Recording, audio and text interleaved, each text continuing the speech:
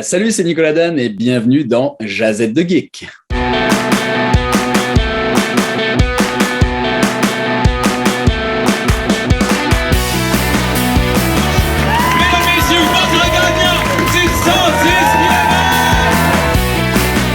Si tu commences à te sentir bien en courant un ultramarathon, fais-toi-en pas, ça va passer. Grand champion du 125 km! Merci tellement à la gang de NAC qui sont partenaires de Pas sorti du bois depuis le début. C'est une jeune entreprise, puis maudit qu'ils sont beaux à voir aller.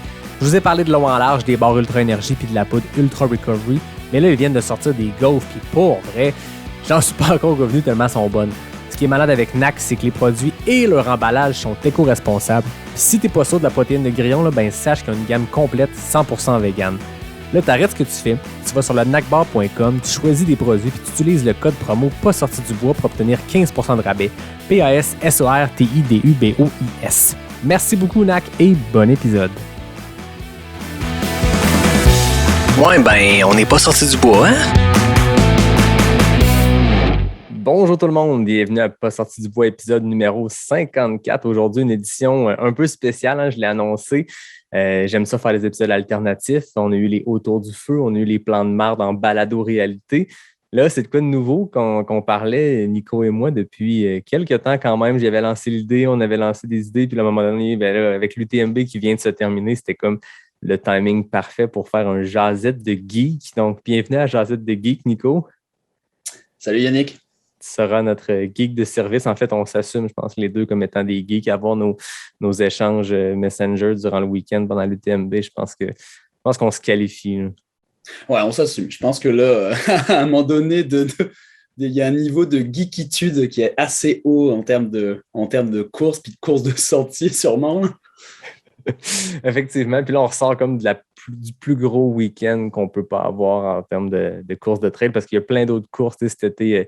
Que ce soit la Western States, que ce soit la Hard Rock. Il y a plein de courses qui sont vraiment tripantes à suivre, mais l'UTMB, en termes de prestige, ça se discute laquelle est la plus prestigieuse, peu importe, mais en termes de show télé, en termes de couverture, je veux dire, là, on est gâtés. Je veux dire, on a les coureurs de tête avec les vélos, avec les caméras qui les suivent. On a accès vraiment à la course en détail, les commentateurs.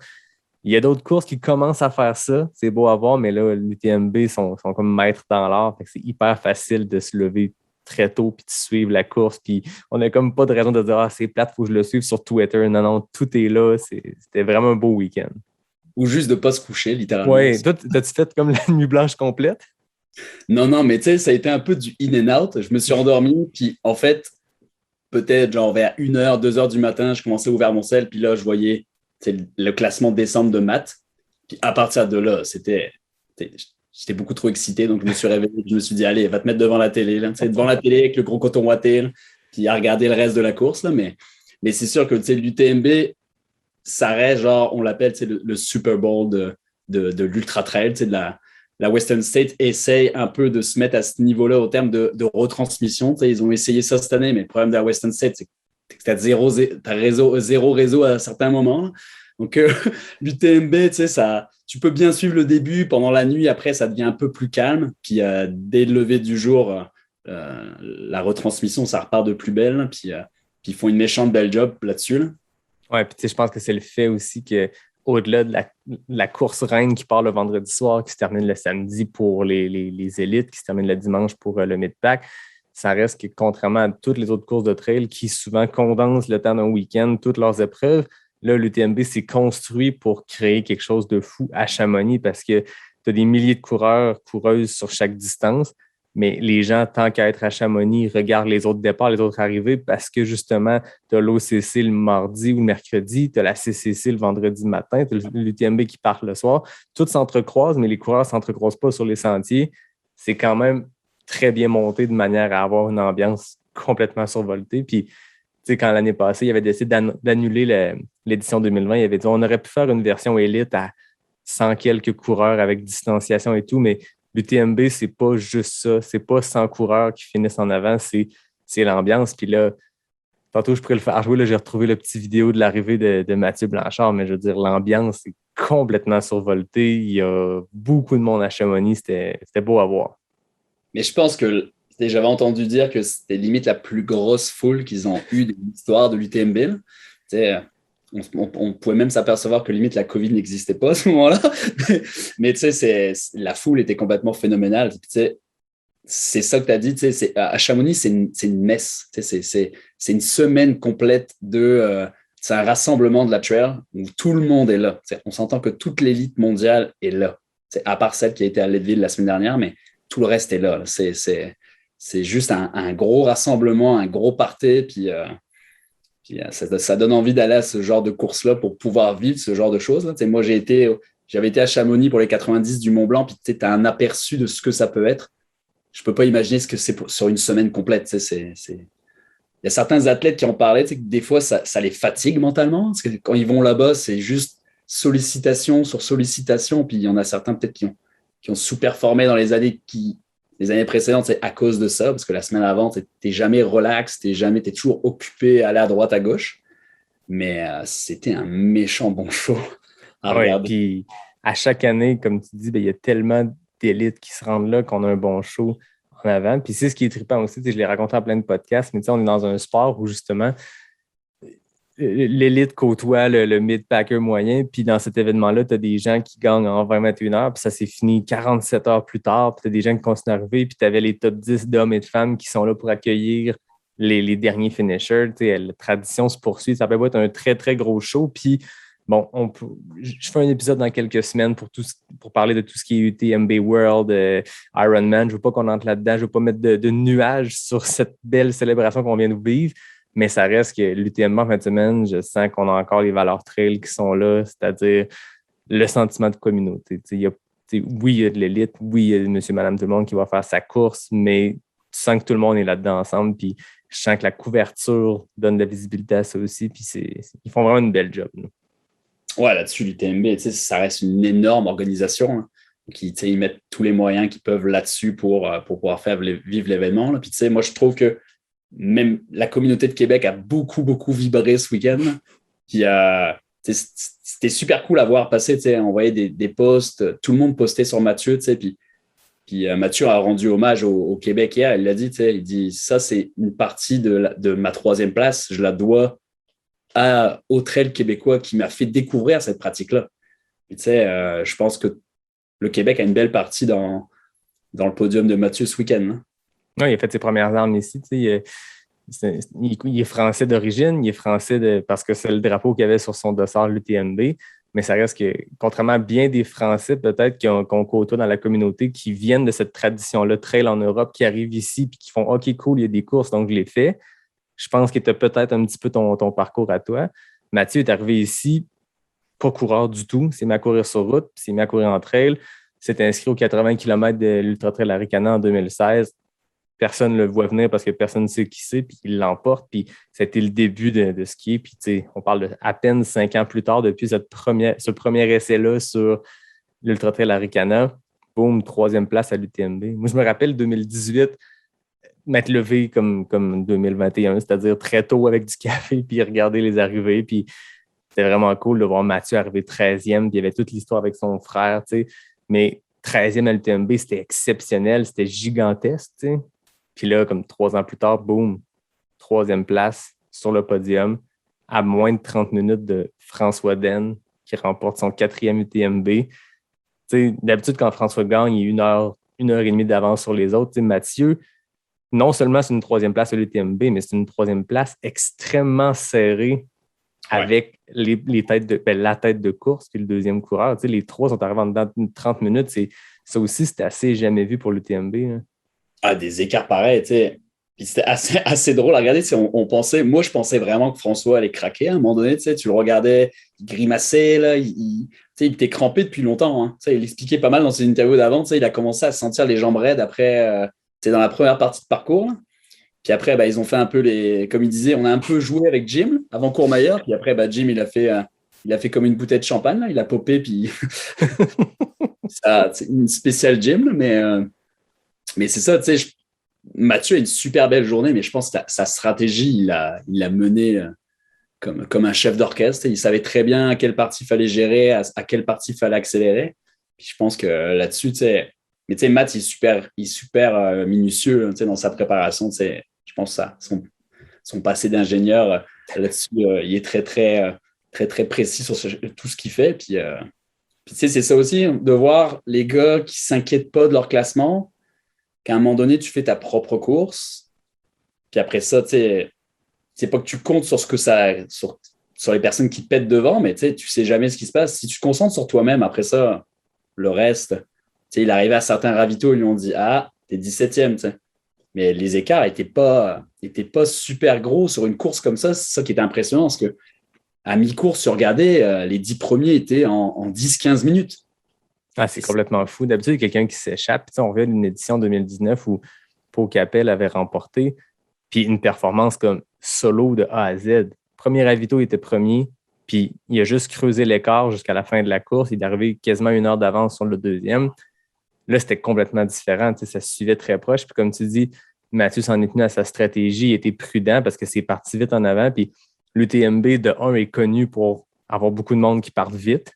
Puis de 2, pour avoir beaucoup de monde qui tombe pendant la nuit parce que c'est tombe, on s'entend, c'est pas littéralement, peut-être aussi, mais qui éclate parce que justement, c'est une course extrêmement difficile. Puis tu sais, il parlait, je ne me rappelle pas c'est quel col, qui faisait -8, -10 au sommet. Tu pars à Chamonix, grosse humidité, il fait chaud, tu arrives en haut des cols, tu sais. Fait que c'est une course extrêmement difficile aussi pour la température. La nuit est longue. Contrairement à bien des courses où les élites souvent ne courent pas de nuit parce qu'ils terminent trop vite. Là, on parle d'une course qui part à 17 heures. Fait que tout le monde a une nuit, puis le mid-pack a 2 nuits. Mais c'est ça. Fait que Mathieu était très prudent. Tu sais, je checkais ses splits. Puis, tu sais, ravito de Saint-Gervais, après 21 km, il est 32e. À la Balme, kilomètre 39. Donc, tu sais, 18 km plus tard, il est dans le top 10. À mi-parcours, il est en 6e place à Courmayeur. Puis après ça, il a continué d'aller chercher des places. Jim a pété en avant, quelques autres gars ont pété en avant. Mathieu, lui, a continué de dépasser des gens.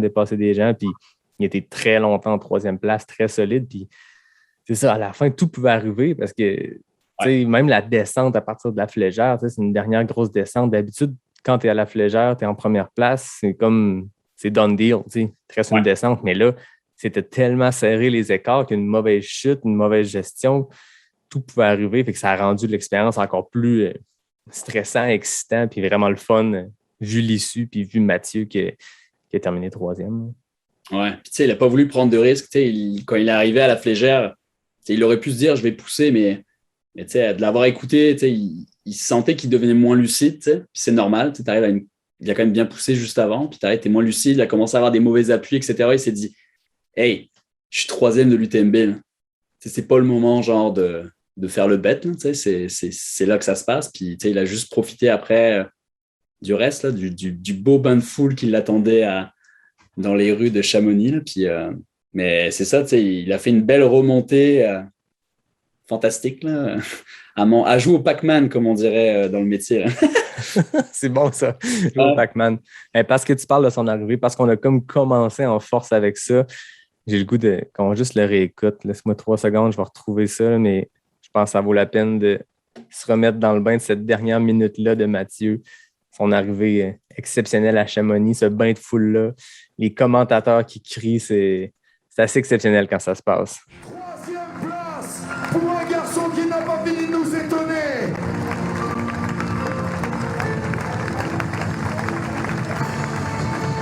Ah bah il a raison de profiter,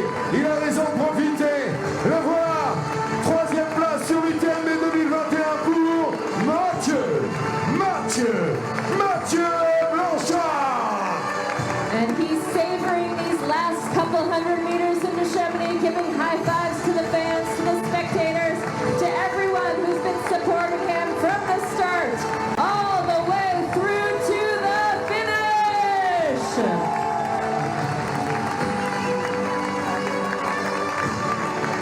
Enhorabuena, Mathieu. Felicidades. Tercero. Mathieu Blanchard, que termina en 21:12:44, tiempo final.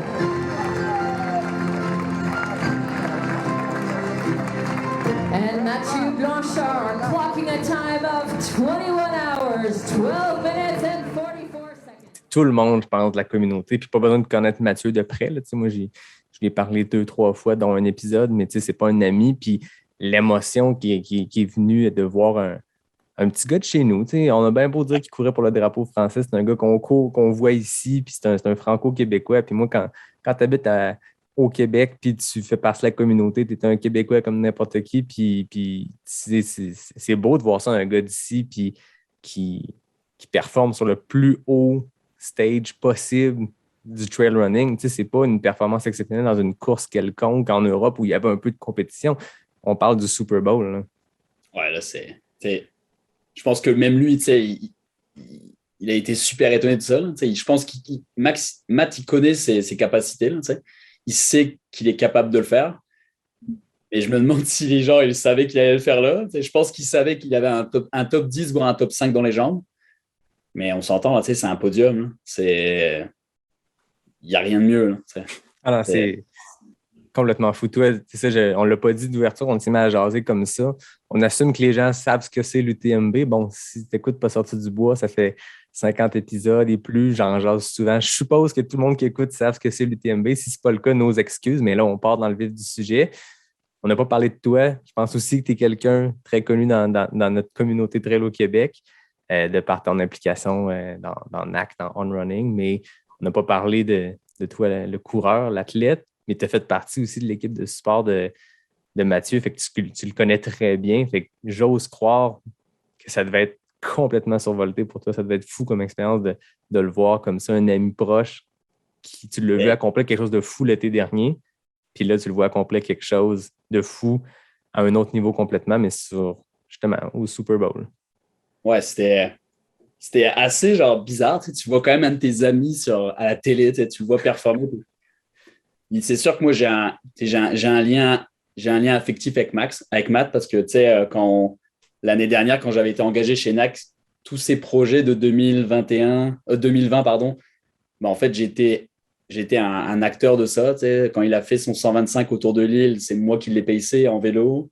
Quand il a fait son 10 000 mètres de dénivelé, c'était moi qui étais le chef de projet. Puis après, quand il m'a demandé d'aller avec lui en Gaspésie, c'est sûr que ça a été un projet intense, comme des mois de préparation, des grosses journées de cartographie, puis de logistique. Puis après, tu as l'aventure en soi. On a quand même été dans une van à 5 pendant 10 jours. Puis on apprend à côtoyer l'athlète. Puis l'athlète, pour moi, c'est un exemple dans le sens où c'est un acharné de travail.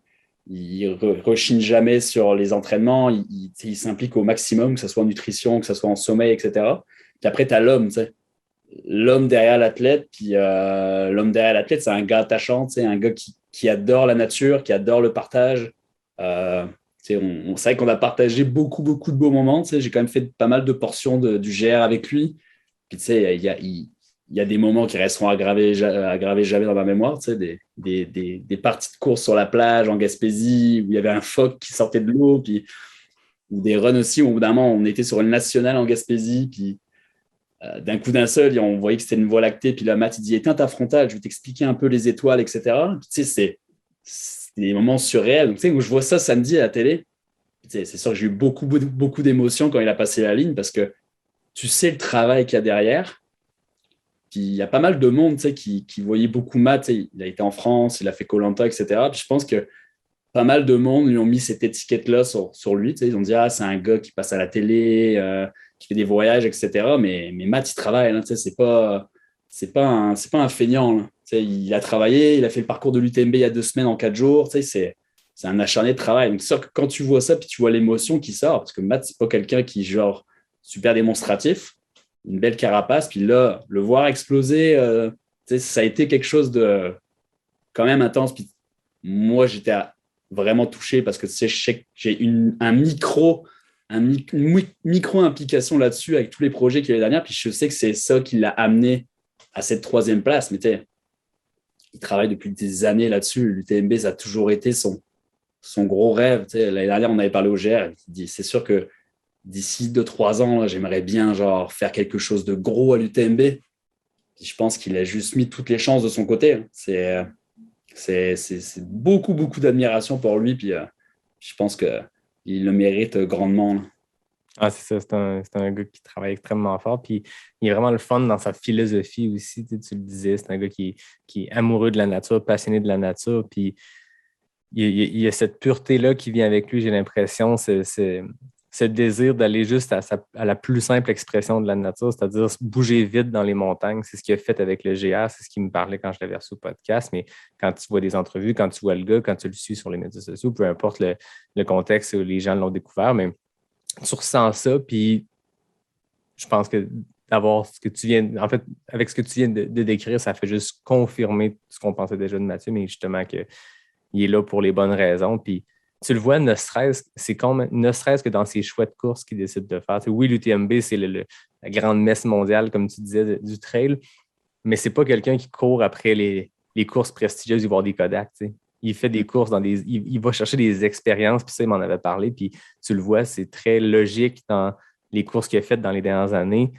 Tu le vois il veut aller se prouver auprès de l'élite mondiale, puis voir qu'est-ce qu'il vaut sur une course contre un tel, contre l'élite, mais il choisit des courses parfois un peu dans la marge, des courses un peu plus perdues dans le fond d'une île quelconque dans les Caraïbes ou peu importe, mais pour les expériences, il me racontait qu'il était sur un volcan. Je ne me rappelle pas c'était laquelle des courses qu'il faisait, mais il est en pleine course, il est en première place, puis le gars derrière, il n'est pas si loin, tu sais, puis il a pris le temps de regarder un volcan en éruption puis de se dire hey, au pire, si je perds quelques minutes de course, je suis en train de vivre quelque chose que je ne vivrais pas autrement. Puis ça démontre le bonhomme.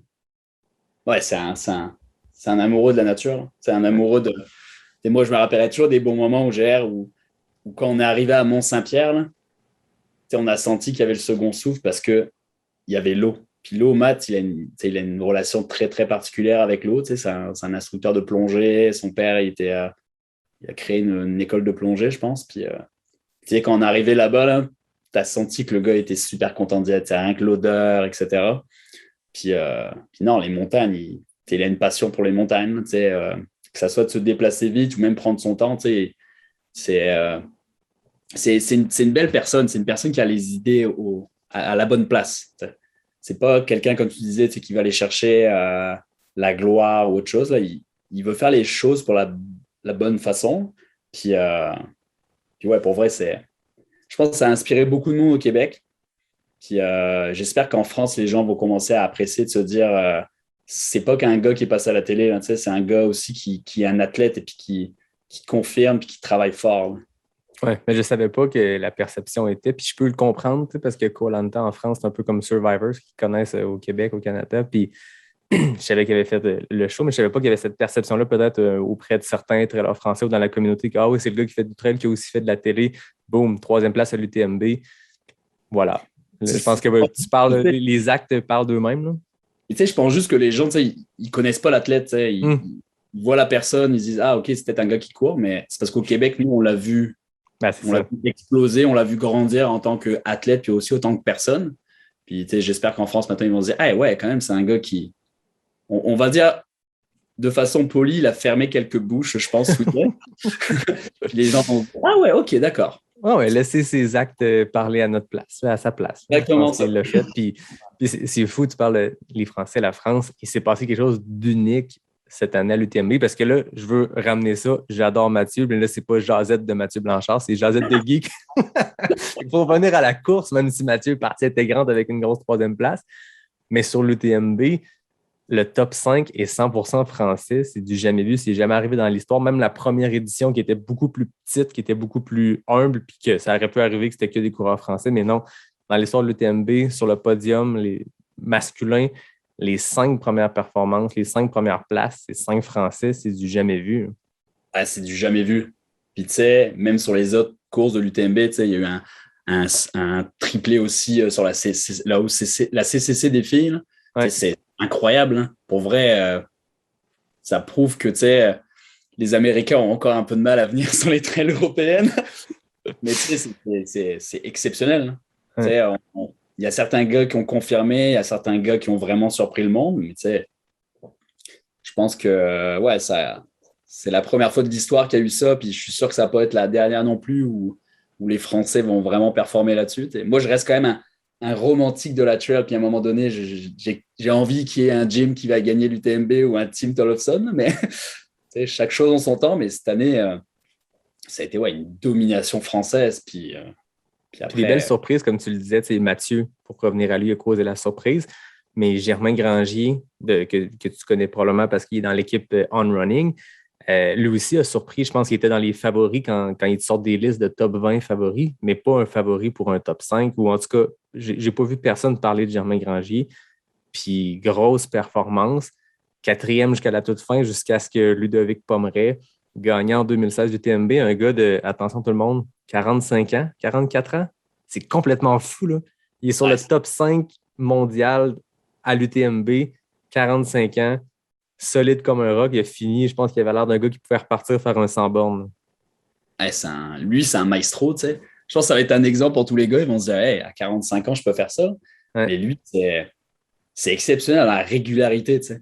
C'est pas genre un gars qui va faire un résultat tous les 2-3 ans, tu sais. Il est là tout le temps. Hein. Puis tout le temps, tout le monde doit se méfier de lui. Là. C'est ça qui est excellent. Mais ouais, Germain, je l'attendais un peu plus haut. Moi, j'avais quand même mis dans mon top 3. Ouais, je trouve que c'est un gars vraiment excellent, Germain. Puis tu sais, je sais pas si tu as suivi son Instagram pendant l'UTMB, mais c'est mourir de rire, tu sais. C'est un gars qui a, tu sais, pareil que Matt, il a les idées à la bonne place, puis il prend ça vraiment à l'autodérision. Là. Tout doit être quelque chose de drôle et de facile à vivre, là, mais... Il n'y a pas plus trail comme attitude, je pense. On le voit beaucoup sur... il y a beaucoup les genoux dans le GIF, puis ultra running memes, puis ça fait partie de la communauté, je pense, de ne pas se prendre au sérieux, puis on en voit plein. Là, Jim Wamsley, je pense que le plus grand fan d'autodérision qui n'hésite pas à rappeler qu'il explose une course sur 2, mais quand il explose, soit il gagne, soit il explose, puis une fois sur 2, ça marche, puis ça fait partie du personnage. Mais je pense que c'est une communauté que l'humour est très présente, puis Germain Granger était hilarant sur Instagram. Moi, je l'ai découvert à la fin quand tu m'as dit d'aller le suivre, puis pour vrai, c'était vraiment très drôle. Le gars court, tu sais, à l'UTMB, il y a des Pit Vipers, les lunettes les plus douchebags de l'histoire dans la face. Il fait son équipe, son crew. Grosse joke, toute la course sur Instagram. C'était vraiment divertissant. Là. Ah ouais, lui, c'est... Tu sais, elle le suit tout le temps. Là. C'est tous les jours comme ça. Là. C'est incroyable. Tu sais, on a besoin de gars comme ça dans le trail. Il ne faut pas que ce soit sérieux. Il faut que ça soit drôle. Tu sais, que ça soit lui ou que ça soit même Hugo Ferrari, tu sais, qui fait beaucoup d'autodérision aussi. Tu as besoin de ça dans le sport pour que ça soit le fun à regarder. Là. Mais non, exactement. C'est ce qui rend le sport le fun, justement. C'est que l'UTMB, c'est le festival des équipes marketing qui gère des Instagram parce que le coureur, la coureuse est en train de courir. Fait que c'est une équipe qui suit. Des fois, tu as des athlètes que c'est clairement une brand, une agence marketing qui gère ça. Puis d'autres fois, c'est un crew qui ont beaucoup de plaisir, comme Germain Granger, puis c'est vraiment très drôle. Là. Ah ouais, lui, c'est toujours comme ça. C'est ça qui est cool, tu sais. T'as juste envie de l'inviter à toutes les courses, juste pour ça. Ah non, c'est clair. Fait que, tu sais, côté UTMB, là, on en parle depuis tantôt, il y a plusieurs courses. Parlons de l'UTMB lui-même. Côté femmes, je pense que c'est là que le groupe d'élite était le plus fort. Tu sais, les hommes, il y avait énormément de favoris, on s'entend, là. Je ne veux pas dire le contraire. Mais ça reste que chez les femmes, il y avait beaucoup de femmes qui pouvaient aspirer au titre. Puis il y avait Courtney Dauwalter qui revenait, qui avait gagné en 2019. Mais depuis cette victoire-là, il y a eu beaucoup de coups durs. Un abandon quand elle a tenté de faire un FKT en Arizona, Colorado Trail. Ensuite, des courses difficiles, ne serait-ce que la Hard Rock il y a quelques semaines qu'elle a abandonné. Ouais. Elle arrive comme favorite parce que Courtney, c'est Courtney. Mais il y a beaucoup de femmes qui étaient fortes. Mimi Kotka, Audrey Tanguy. Moi, celle que j'avais mis comme dans mes prédictions comme gagnante, c'est Sabrina Stanley qui venait de gagner la Hard Rock. Bon, j'ai eu la recave parce que je l'ai mis comme ma numéro 1 dans mes prédictions. Elle a décidé à la dernière minute de ne pas faire la course. Fait que là, bon, je partais mal dans mes prédictions. Mais bref, très gros plateau de femmes. Mais Courtney étant ce qu'elle est. Parle-nous de la course de Courtney. Mais Courtney, comme on dirait en ce moment, elle a manqué de respect à tout le monde. je pense que c'est le seul terme possible. Courtney a manqué de respect. Écoutez, elle a fini 7e au scratch. Donc, il y a 6 hommes qui ont fini devant elle. Et ensuite, c'est elle. C'était jamais arrivé depuis... En fait, elle a flirté avec la 6e place. Ouais. Et 7e place, Rory Bozio en 2013 l'avait faite, finir 7e. Elle avait encore le record du parcours aujourd'hui, Rory Bozio. Bon, Courtney a fini 7e aussi, n'a pas battu ce record-là, mais a définitivement battu le record du parcours. 7 minutes, c'est très peu pour battre un record du parcours, mais c'est un parcours complètement différent qui était plus long cette année. Ouais, c'est En 3 fait, kilomètres. il n'était pas plus long cette année, c'est qu'en 2013, il était plus court pour contourner des zones d'avalanche. Ouais. Bref, elle a manqué de respect à tout le monde. Total. Je sais pas comment vous dites au Canada, là, mais elle a fait une brûlure indienne au parcours, là, à tout le monde. Elle a torché tout le monde. Ouais, pour vrai, c'était incroyable. Puis, tu sais, c'était sûr qu'elle était super déçue avec la hard rock. En écoutant pas mal de podcasts, l'interview, elle était vraiment déçue, mais quand elle est arrivée ici, elle est arrivée avec le couteau entre les dents. Là, puis on s'entend, là, elle a fait plus de 2 heures d'avance sur son temps de 2019. Ouais, 2019, c'était une consécration encore une fois. Puis j'ai checké tantôt parce que je voulais avoir les stats. Elle avait fini 21e au scratch. Il y avait quand même 20 hommes qui avaient fini devant elle, mais 24h13 qu'elle avait fait, je pense, un temps complètement fou quand même pour l'UTMB.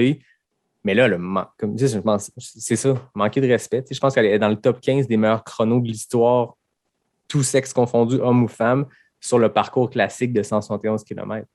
Mais là, on s'entend, c'est juste, je pense que c'est la meilleure performance de l'histoire en ultra-trail qu'elle a faite. Il n'y a pas d'autre course où une fille a autant impressionné le monde que ça. Même là, tout le monde a capoté. Elle finit quand même des gens, gars. Grégoire Kurmer, là, il a quand même gagné la Diag. Hein. Ouais. C'est pas rien. Puis elle finit que 1h15 derrière Matt. Hein. C'est complètement fou. 1h15. Là. C'est absolument rien. Elle finit à 40 minutes de Gérin. Puis parce qu'on entend souvent que les femmes, il y a des études qui le prouvent aussi à partir du 100 000, puis quand on augmente donc jusqu'aux 200 000, il y a une part d'endurance qui est physiologiquement, biologiquement, je ne peux pas l'expliquer, je ne suis clairement pas scientifique, mais à partir du 200 000, c'est pas rare que les femmes l'emportent. Sur les backyards, on le voit aussi, cette extrême endurance-là, quand on voit que ce soit Courtney, justement, ou une Stephanie Simpson au Québec. Les femmes en endurance torchent les hommes à partir d'une longue durée, plusieurs jours. Mais sur 100 000, sur une course internationale de ce calibre-là, depuis Anne Trayson, qui avait fait une 3e place à Western State dans les années 80, de quoi de marginal une fois, c'était jamais arrivé qu'une femme rivalise à ce point-là puis qui torche des hommes, qui donne une leçon à tout le monde. Puis, tu sais, là, on s'entend, je pense qu'elle a mené la course de A à Z. Elle a fait genre une Pau-Capelle 2019. Là. Ça a été ça, mais tout le monde a pété derrière. Mimi a essayé de la suivre, puis Mimi, elle a pété. Oui, parce que Mimi Kotka était 2e. Quand elle a finalement arrêté de suivre Courtney, elle est tombée 2e. Puis finalement, Camille Bruyas l'a dépassé. Mais tu sais, il y avait de la compétition. Là, je check la liste. Tu avais Beth Pascal qui avait gagné Western State, Ragnar Debatz, Audrey Tanguy, Sabrina Stanley, Cathy Scheid de chez On, Brittany Peterson. Il y avait la Canadienne Ailsa McDonald. Tu sais, il y avait de la grosse compétition. Puis Courtney a comme démoli tout le monde. Ouais, puis tu vois quand même le truc de les personnes qui ont fait la Western et qui se sont dit on va aller à l'UTMB, il y a tout le monde qui a pété. Tim Tollefson, Jim, Audrey Tanguy, il y en a plein. Puis tu sais, puis comme il expliquait, j'avais écouté l'interview de Tim Tollefson juste avant. Puis tu sais, le gars il est arrivé, puis déjà rien que dans la mentalité, tu savais qu'il allait arrêter. Puis dans ses communications d'après-course, il a dit, tu sais, il fait pourquoi j'ai même commencé la course? Mais c'était rien que la gestuelle et le truc, quand tu voyais en vidéo, tu dis, OK, lui, c'est certain qu'il va péter. Puis, tu sais, Audrey Tanguy, ça a été ça très vite. Tu sais, mais même, on s'entend, c'est ça que ça va mettre en perspective la performance de François Den. Il finit la hard rock, il la gagne, puis il le détruit. Puis, tu sais, quand il a commencé la course, il l'a dit direct. Hein. Il fait, j'ai senti tout de suite dans mes jambes que c'était dur. Ouais, il gagne quand même, mais... Et ça prouve que c'est très dur mentalement de faire genre un 100 miles 2 mois avant genre ton objectif A de la saison, parce qu'on s'entend tous ces gars-là, leur objectif A, sans manquer de respect à Western State, c'est pas l'objectif A pour pas mal d'athlètes. Oui. Tim Tollefson, ça fait 4 ans qu'il dit qu'il veut gagner l'UTMB, donc c'était son objectif A, mais tu vois que les gens qui mettent 200 miles très rapprochés, ça pète, là. Oui, puis je pense que la préparation est différente. On pourra revenir sur ce que François a accompli comme exploit parce que jamais personne dans l'histoire n'avait gagné Hard Rock et UTMB dans la même saison. Il y avait 3 personnes qui l'avaient gagné, point. les 2 courses dans leur carrière. C'était Kylian, c'était Caroline Chavreau que j'ai reçu au podcast, puis une 3e personne dont j'oublie le nom. Lui, non seulement gagne les 2 courses dans sa carrière, il gagne à 6 semaines d'avis. On pourrait y revenir. Je pense que comme athlète, la préparation est la même pour ces 2 courses-là. C'est des courses extrêmement montagneuses, profil semblable, 160, 170 km, 10 000 mètres de D+, un peu technique, certaines portions roulantes. Le 6 semaines de récup est complètement insane, ce que François a fait. Par contre, la préparation, le build-up vers ça est assez semblable. Mais tu sais, un matin, Nico, tu t'en vas faire Western State, puis je te dis que l'année suivante, tu vas faire l'UTMB. Ton année de préparation va être complètement différente parce qu'il y en a une qui est extrêmement roulante, mais chaude. Donc, je veux dire, Éric DM disait qu'il courait sur un tapis roulant avec un tuyau de sécheuse d'en face. Ou c'est peut-être Richard Turgeon qui me disait ça. Mais c'est une préparation à la chaleur. C'est très rapide. Tu peux courir quasiment de A à Z. Puis l'UTMB, c'est l'opposé. Fait que, tu sais, des Tim Tollefson, des Audrey Tanguy, des Jim Walmsley, j'oublie son nom, Beth Pascal qui a gagné. C'est ça. C'est des gens qui se sont préparés pour un ou pour l'autre. Mais j'ai l'impression, peut-être je me trompe, que se préparer parfaitement pour ces 2 courses-là, considérant qu'ils ont 9 semaines d'intervalle, c'est quasiment impossible. Il faut que tu mettes ton attention d'un côté ou de l'autre. Ben, c'est ça. T'en as une qui est quand même roulante. T'sais. C'est sûr qu'au niveau ratio dénivelé distance, la Western, tu as un peu de dénivelé, mais quand tu regardes la course, c'est un profil descendant. Là. Ah oui. Regarde, Elliott, il faisait pas mal de tempo aussi dans ses entraînements. Mais tu sais, je pense que François, ce qui l'a aidé, c'est que la hard rock, c'est quand même assez similaire, entre guillemets, avec l'UTMB, comparé à genre un Western States qui est très roulante et un UTMB où tu as quand même pas mal de dénivelé. Donc, ces athlètes-là, c'est sûr que l'écart est tellement court que tu n'as pas le temps de faire des cycles de vitesse. Puis, tu sais, il faut que tu te reposes là, entre les deux. Tim Tollefson, il disait, il fait mon erreur, ça a été de me remettre directement dans l'entraînement, tu sais. Parce que ces choses-là, ces distances-là, ça te draine aussi mentalement. Tu sais, as besoin d'avoir un repos mental après ce genre de choses. Là. Puis lui, il a juste été directement dedans. Puis tu sais, ça se peut que pas mal d'athlètes ont fait ça aussi. Hein. Mais c'est parce que c'est très prenant. Puis comme tu dis, je pense que physique, on s'en remet plus vite que mental. En tout cas, moi, je le sais que physiquement, je le sens pas si longtemps que ça après. C'est la fatigue du corps qu'après, des fois, tu pars faire un 10 km relax. Puis après 5, tu as l'impression d'être rendu au 50e kilo. Tu es brûlé plus vite. Tu n'as pas de douleur, mais tu es plus fatigué. Mais mentalement, c'est très prenant. C'est Julien Lachance qui me parlait de le Vermont 100 qu'il avait remporté. Il dit ça m'a pris 1 an, ou en tout cas le reste de la saison pour m'en remettre, tellement ça avait été dur physiquement. Puis après ça, il avait enchaîné, je pense, des performances plus difficiles parce que justement, mentalement, ça l'avait drainé jusqu'à la dernière goutte. Puis quand on parle d'une course où il fait 40 degrés à Western State, je pense que drainer jusqu'à la dernière goutte prend tout son sens. Ah non, c'est sûr. Puis, l'entraînement, ça te prend du temps aussi. Tu te sollicites mentalement. Donc après, tu as besoin d'avoir ce petit sas de décompression. Puis certaines personnes sont juste rejetées directement dedans. Donc, Courtenay, elle abandonne la hard rock. Puis ça lui a peut-être fait du bien de se dire, ah, OK, j'abandonne ça. Puis je vais arriver le couteau entre les dents à l'UTMB. Mais non, on s'entend que sa performance, tu la voyais regarder, elle souriait tout le long. Hein. Je pense qu'après sa course, elle avait moins mal aux jambes qu'elle avait mal aux muscles de sourire. Juste sourire tout le long. Ah oui. Yeah. Ah non, c'est parce qu'on dirait que tout ce qu'elle représente est dans la communauté, un lien avec la communauté trail. Elle représente tout ce qu'il y a de beau et ce qu'il y a de bon. On parlait de Mathieu tantôt, mais Courtenay, à un autre niveau, c'est ce même genre d'athlète-là qui, oui, fait des grandes performances, oui, vit de son sport et tout ça, mais tu sens qu'elle prend tellement de plaisir. Puis c'est ça, c'est pas qu'à Chamonix, à la fin, les bras dans les airs, qu'elle sourit. Chaque fois qu'il y a une caméra sur elle, c'est-à-dire pendant 170 km sur l'UTMB avec les vélos qui la suivent puis les gars qui s'alternent pour réussir à la filmer, gros sourire d'en face. Elle raconte en entrevue qu'à un moment donné, il faut juste qu'elle dise au caméraman, bon, ben là, il faut que j'aille comme pisser dans le bois, tu peux t'arrêter de me filmer? Puis tu sais, elle fait des jokes avec ça. Puis c'est ça. C'était juste beau de l'avoir arrivé. Puis comme, sachant qu'elle arrivait de quelques contre-performances ou des performances difficiles, de gagner, puis pas juste de gagner, comme d'envoyer un message, de rappeler comme c'est moi la meilleure. De la manière la plus humble possible, c'est-à-dire pas le dire, le faire. C'était vraiment beau. Là. Ah, c'est ça. Elle, tu sais, c'est pas une fille qui va genre braguer devant tout le monde, mais tu l'entends en interview, c'est limite, elle est gênée, tu sais. Ouais. Moi, je me souviens, celui-là, le podcast avec Joe Rogan, tu sais, lui envoie beaucoup de fleurs, puis elle est genre, ouais, mais non, tu sais, je suis juste une fille toute simple. Ouais, mais non, tu sais, t'es la meilleure coureuse de trail du monde. Puis, tu sais, là, je pense que ce week-end, elle a envoyé un message très, très fort là, en disant, moi, là, je suis capable de finir top 10 overall de l'UTMB. Puis, tu sais, elle se cache pas, mais tu sais, en plus, elle n'a pas eu une course facile. Hein. Elle expliquait qu'elle a eu beaucoup de problèmes digestifs dès le départ. Logiquement, elle aurait dû manger du liquide à partir du 100e kilomètre. Puis en fait, elle a reviré sa stratégie de bord quasiment après 50 kilos en mangeant le liquide. Tu sais, puis elle le disait en blague, elle m'a fait, j'étais jaloux limite de voir tous les autres gars manger au ravito. Elle fait, moi, je ne pouvais pas manger.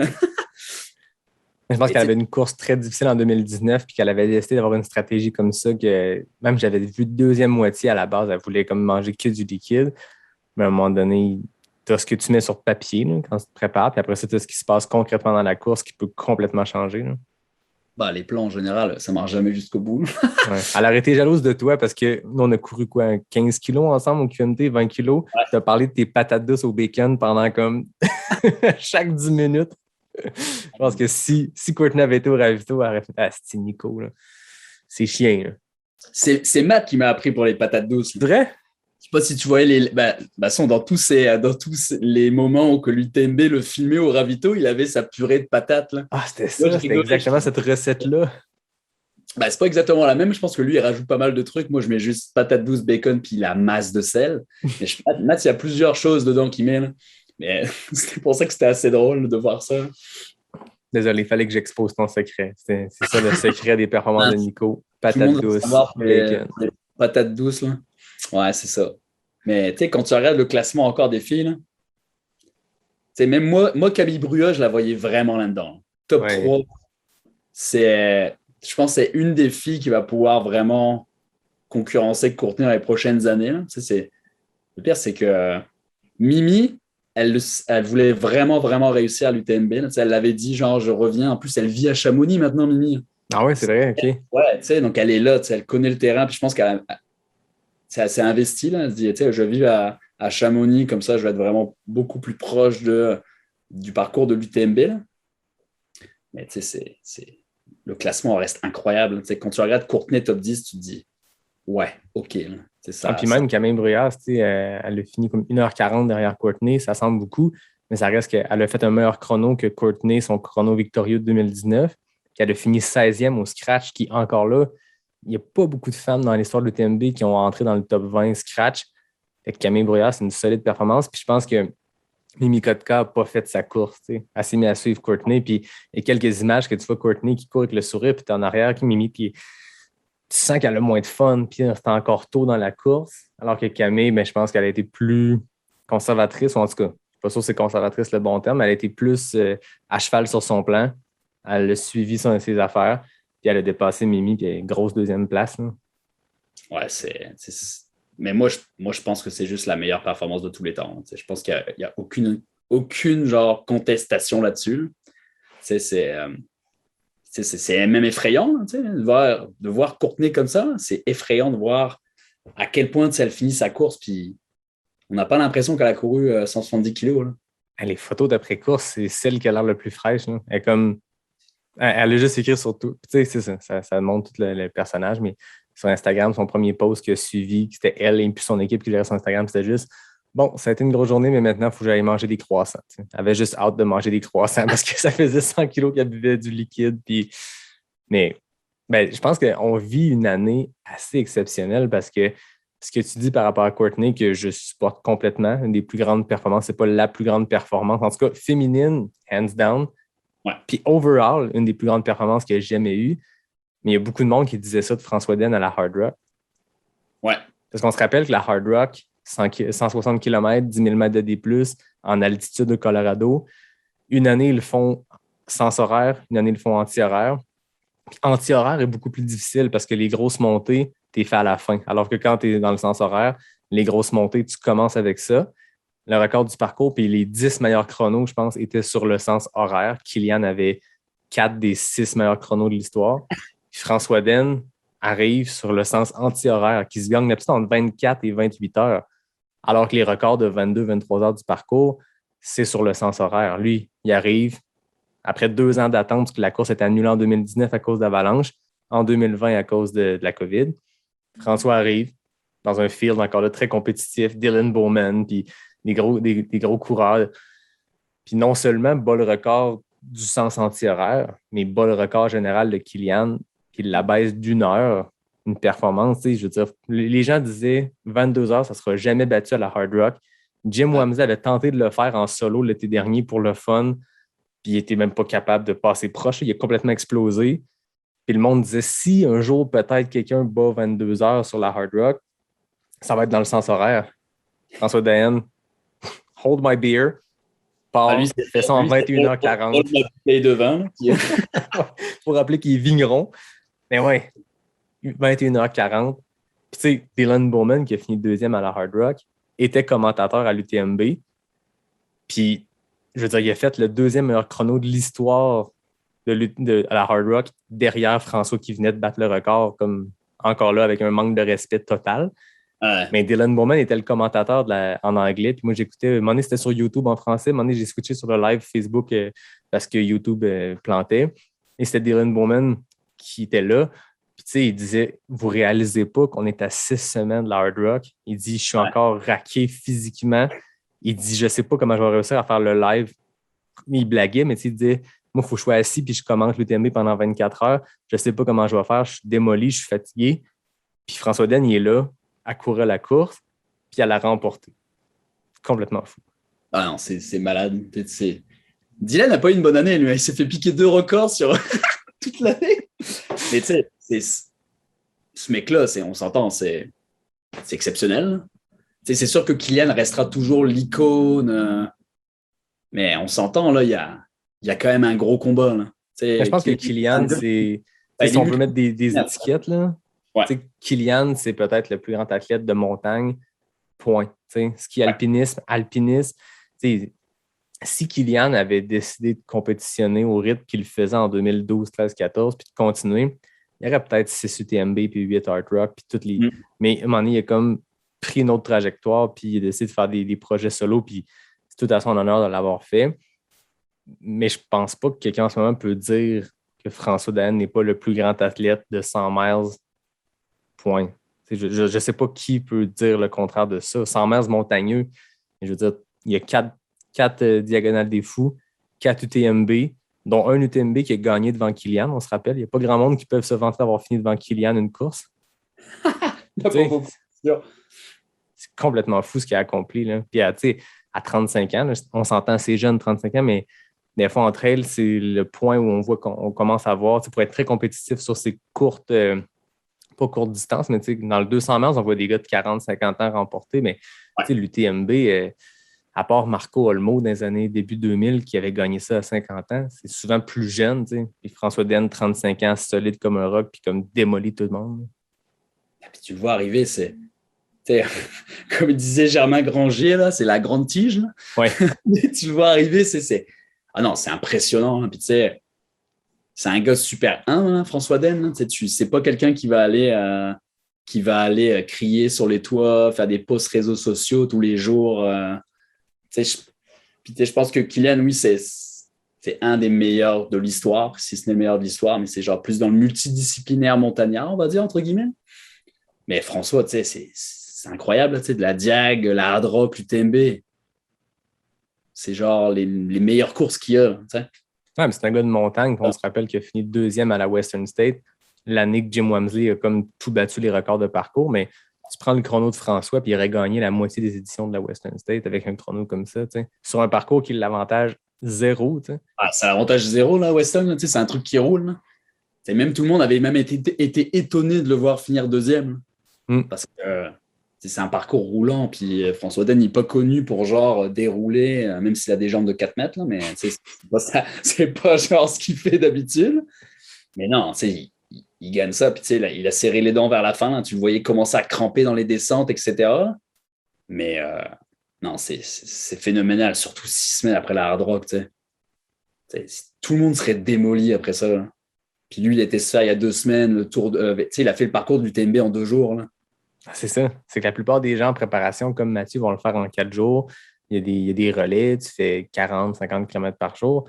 Lui, il se tape ça en 2 jours, à 4 semaines et demie, 4 semaines après la Hard Rock, Après ça, il y avait des photos de lui, parce qu'il est bien ami avec Jim Wamsley. Tu sais, Jim Wamsley qui l'a suivi pendant 100 km sur l'UTMB, qui a explosé. C'était son pacer à la Hard Rock. Tu sais. C'est des bons amis dans la vie, je pense. Puis, je pense 2-3 jours avant la course, tu sais, François Den, il est vigneron, puis ses vins sont dans certains relais en haute montagne, puis il faut les monter pour que quand les gens font des longs treks et des longues randonnées, ils arrivent au relais, puis cool, tu sais, il y a du vin. Puis c'est du vin de François Den du Beaujolais. Puis il était là avec ses caisses de bois. C'est comme une espèce de gros backpack, mais c'est une caisse de bois avec 20 bouteilles de vin. Puis lui et Jim Wamsley sont là à monter des cols de 3000 mètres d'altitude avec leur vin dans le dos 3 jours avant l'UTMB. Il a dû charger les caisses à Jim un peu plus, comme ça. C'est peut-être ça. Voilà. C'est ça, c'est secret à François, en fait. Il a chargé Jim 3 jours avant. Et puis, et voilà. Faire le tour de l'UTMB en 2 jours. Et Matt, il l'a fait en 4. Ouais. Après, peut-être que François, il avait que 2 jours de air loose parce qu'il y a quand même 3 enfants. Sa femme l'a dit, t'as 2 jours, François. Voilà, force-toi. Force-toi. Ouais. Non, en fait, c'est vraiment une belle année pour être. Je pense que chaque saison a son lot de belles histoires, mais je ne veux pas dire que cette année est mieux que les autres parce que j'ai l'impression qu'on dit ça chaque année, mais fuck. Courtney UTMB, François qui gagne Hard Rock UTMB, Anton qui fait un retour, qui finit 3e à la Leadville. Je veux dire, c'est un jasette de geek qui a accès UTMB, mais on peut faire un crush vers Leadville la semaine passée. Mais le gars, il y a 15 ans de différence entre sa victoire en 2006 et là, une 3e place en 2021. Il y a comme 4 minutes, je pense, ou 5 minutes de différence entre ses chronos. 7 minutes entre ces 2 chronos. Ça n'a aucun sens. Hein. Ah non, pour vrai, de revoir ça, c'est quoi? Parce que tu le regardes, puis tu as limite l'impression que c'est un gros flashback. Et tu te dis, tu commençais à suivre Anton il y a 5-6 ans, puis là, tu le vois, tu te dis, OK, on a fait un retour dans le passé. Mais non, c'est ça. Cette année, c'est vraiment une belle année de trail. Puis tu sais, limite, tout le monde a déjà hâte à l'UTMB l'année prochaine. Puis tu sais, de se voir, OK, est-ce qu'on aura genre, on ne sait jamais. Tu auras peut-être un Anton qui va revenir à l'UTMB, tu auras peut-être un Kiki qui va revenir à l'UTMB. Kylian, on s'entend, il y a 3 UTMB. Il était le premier à remporter 3 UTMB. François l'a rejoint en le battant en 2017. Xavier les a rejoints. Fait que là, François est rendu à 4. Et là, Kylian, il n'avait pas les points, puis il blaguait là-dessus quand il se faisait demander pourquoi tu ne fais pas l'UTMB. Ben, les dernières années, c'est vraiment concentré sur les plus marathons de montagne, Golden Trail Series et tout. Donc, il n'y avait même pas les points pour pouvoir accéder à l'UTMB. Mais là, il a comme glissé subtilement sur Twitter qu'il faisait le 100K de l'Ultra Pyrénées en Espagne en octobre. 100K en 6000 mètres de D+, ça va être un 5 points. Y a-t-il l'air d'un gars qui ramasse ses points pour l'UTMB? On ne sait pas. Là. Il est chatouillé, là, de se dire non, François, non, tu ne peux pas me faire ça. L'année prochaine, c'est lui qui va vouloir lever le point de François à l'arrivée. Ouais. Non, on vit dans une belle année de trail cette année.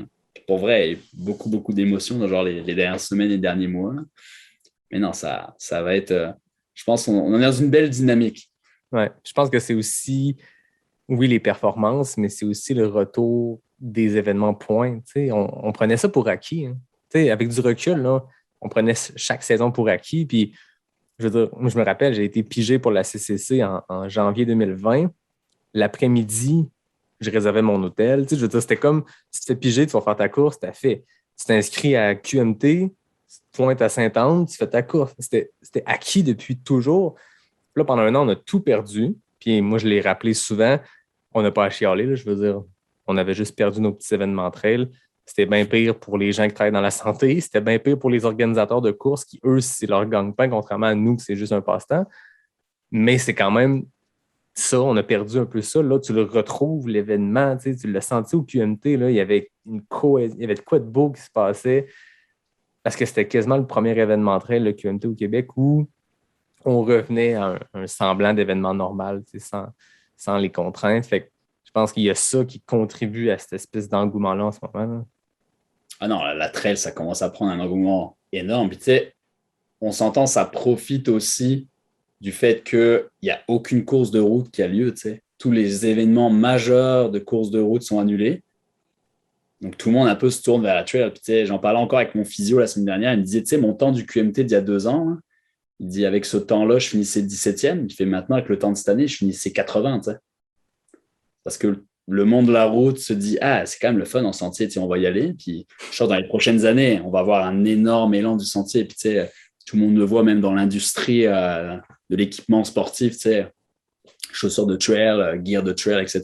Le monde capote. Puis c'est un beau sport, c'est un sport de partage. Comme tu disais à QMT, de revoir les gens à la ligne d'arrivée, tout le monde autour d'une bière, à jaser, c'est une belle communauté. Je pense qu'on est super chanceux au Québec d'avoir une communauté qui soit si proche. Tout le monde se connaît dans la communauté de trail. Puis c'est ça un peu qui fait la force. Donc, je pense que là, la trail a un très, très bel avenir devant elle. Peut-être qu'on la verra aux Olympiques bientôt, mais... Je sais pas, hein? Je sais pas si d'une part, le comité olympique veut une course qui se suit pendant 20 heures. Je sais pas d'autre part si, tu sais, avoir la réaction UTMB, Ironman, cette espèce de professionnalisation-là, je sais pas. Mais peut-être qu'on verrait des formats courts. Tu sais, le kilomètre vertical aux Olympiques, ce serait insane. Ouais. Tu sais, j'ai pas l'impression qu'un ultra trail, parce que je me rappelle quand ça se commençait à se parler, il y avait des articles qui disaient ouais, mais rappelez-vous que le comité olympique, un de ses critères, il faut que ce soit un sport qui se consomme vite. T'sais. Le 100 mètres. Genre, tu n'auras pas un 100 mètres. Ça sera un truc genre format Godel Trail Series. Oui. Imagine un kilomètre vertical aux Olympiques, ça serait fou. On serait malade, là. Ça serait malade. On a parlé que de l'UTMB qui était l'épreuve reine, on s'entend, 170 km, mais il y a quand même plein d'autres courses à l'UTMB. Tu as la CCC qui fait 100 kg. Tu as l'OCC. Ceux qui ne comprennent pas les termes, allez voir. CCC, c'est Courmayeur, Champex, Chamonix. C'est les acronymes des villes où les courses passent. L'OCC, c'est un 55 kg.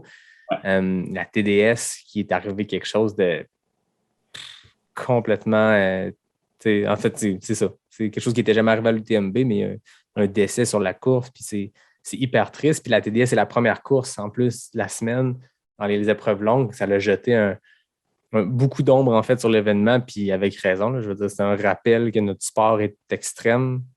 Ouais. C'est pas une erreur d'organisation, c'est pas une erreur... c'est une erreur humaine, mais on court dans des cols, dans les Alpes, c'est un danger qui peut arriver. Mais il y a un coureur tchèque de 35 ans qui est décédé sur la TDS, puis c'est super triste. On a vu beaucoup de coureurs, de coureuses dédier leur performance. Je pense que c'est Thibaut Garivier qui a gagné la CCC, qui a carrément dédié sa performance à ce coureur-là, qui reste anonyme par respect pour la famille, puis tant mieux. Mais ça a été un gros branle-bas de combat parce que la TDS, c'est quelque chose comme 1500 coureurs, puis lui, la personne, le coureur qui est décédé, il était comme 300e, puis une fois que c'est arrivé l'accident, ils ont arrêté la course à ce moment-là. Fait que les 200-250 personnes devant lui ont poursuivi leur chemin jusqu'à Chamonix, mais les 1200 qui suivaient, course annulée, c'est fini, puis ça a durement commencé la semaine. Non, ça a été... comme tu disais, c'est la première fois de l'histoire qu'il y a ça. C'est sûr que c'est pas la première fois dans les courses, mais ça te rappelle encore que la montagne, là, c'est quelque chose de sérieux. On le dit toujours, il faut respecter la montagne. Puis la montagne, si elle décide sa chose, là, parfois, ça a des fins tragiques comme ça. Puis c'est toujours attristant de voir ça. On espère que ça va juste pas se reproduire. Mais ouais, ça avait quand même commencé un peu mal le week-end, ce truc-là. Là. Ça...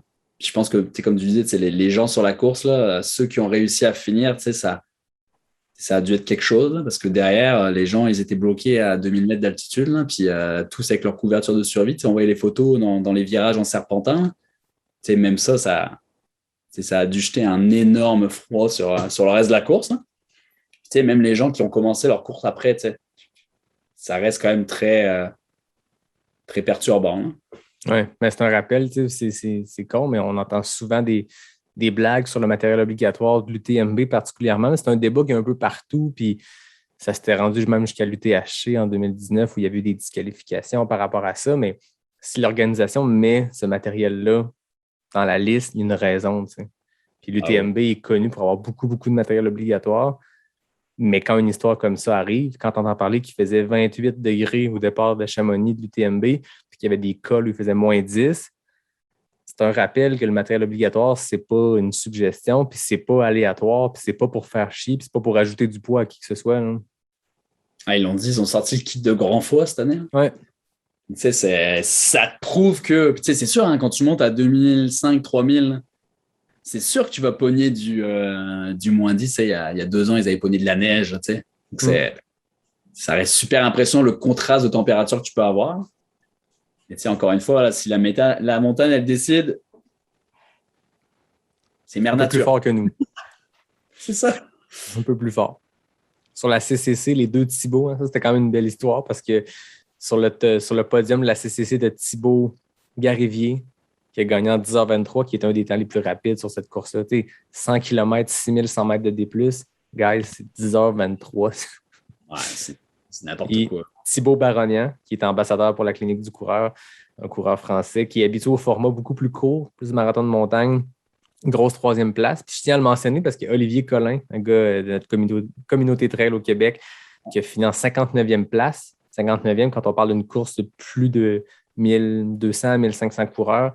13h30, une très solide performance d'Olivier, donc on le salue. Il y avait plusieurs Québécois, il n'y avait aucun Québécois finalement sur l'UTMB, mis à part Mathieu, mais sur la CCC, quand je regardais les listes, il y était une dizaine de coureurs, donc coureurs-coureuses.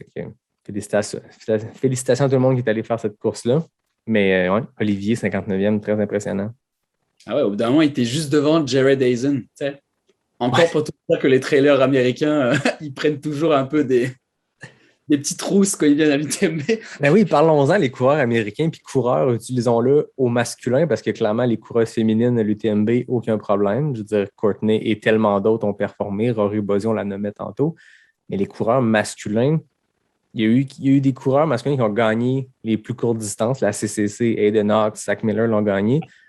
Mais sur l'UTMB, c'est comme personne n'est capable. Tu sais, les performances, ce qui se rapproche de ça, c'est une 2e place il y a comme 15 ans, mais Tim Tollefson, il avait fait une 3e place en 2016 puis en 2017. Puis c'est ce qui se rapproche le plus de la position de tête sur l'UTMB. Puis chaque année, il y a un contingent de coureurs américains qui se pointent là, qui sont favoris, qui ont les dossards avec les plus petits chiffres, qui ont les meilleurs cotes ITRA, puis qui se font donner une leçon. Là. C'est la malédiction de l'Américain, je pense. Pour vrai, ça fait tellement d'années. Moi, je me rappelle toujours, un des films qui m'a donné envie de faire de la trail, c'était le film de Billy Yang là, sur l'UTMB, tu sais. Puis tu voyais déjà que les Américains, genre, ils avaient le couteau entre les dents. Là. David Laney, là, il était genre, ouais, il y a un Américain qui va gagner. Là. Puis on s'entend, là, c'était 2015. Là. En 2021, il n'y en a toujours pas un qui l'a fait. Là. Ouais, c'était cool ce film-là. Ceux qui veulent aller le voir, ça s'appelle UTMB by Billy Yang.